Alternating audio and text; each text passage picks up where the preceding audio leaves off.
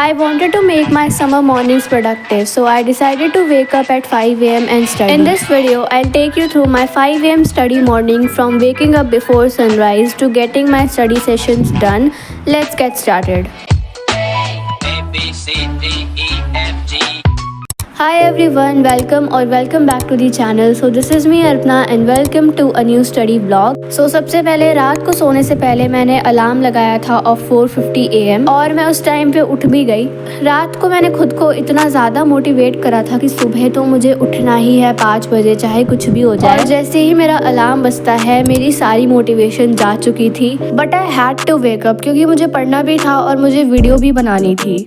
I was thinking कि कुछ भी हो जाए, समर ब्रेक में एक बार तो मेरे को 5 बजे उठना ही है और मैं उठ गई फाइनली। तो उठने के साथ आई फ्रेशन अप और मैंने अपने लिए ब्लैक कॉफ़ी भी बनाई थी क्योंकि मुझे नींद आ रही थी और मैं इतने दिनों बाद 5 बजे उठ रही थी। एनीवेज उसके बाद मैंने थोड़ी बहुत प्लानिंग करी थी कि मैं कैसे पढ़ने वाली हूँ, क्या क्या पढ़ने वाली हूँ, और फिर मैं फाइनली पढ़ने बैठ गई थी। I was studying here maths जिसमें मैं ट्रिग्नोमेट्री का लेक्चर देख रही थी from YouTube by Ritik sir. देखो 4 घंटे का लेक्चर था, 4 hours and 30 minutes का।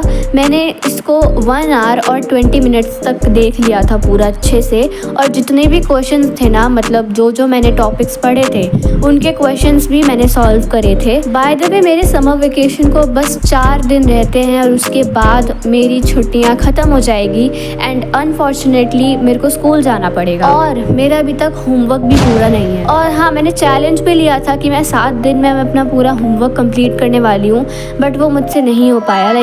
मतलब मैंने बस उसमें सिर्फ 2 ही हिंदी और संस्कृत, उन्हीं दोनों सब्जेक्ट का काम पूरा करा है। बाकी इंग्लिश, एसएसटी, साइंस, इन तीनों का रह रहा है क्योंकि मुझसे पूरे दिन नहीं लिखा जा रहा था। बट एनीवेज यहाँ पर मैंने ट्रिग्नोमेट्री का 1 घंटे का लेक्चर देखा था। ऑफ कोर्स मैंने पूरा नहीं देखा क्योंकि वो लेक्चर 4 घंटे का है और मैं उसको एक ही बार में ख़त्म भी नहीं कर सकती हूँ, मुझे उसको थोड़ा थोड़ा करके देखना पड़ेगा।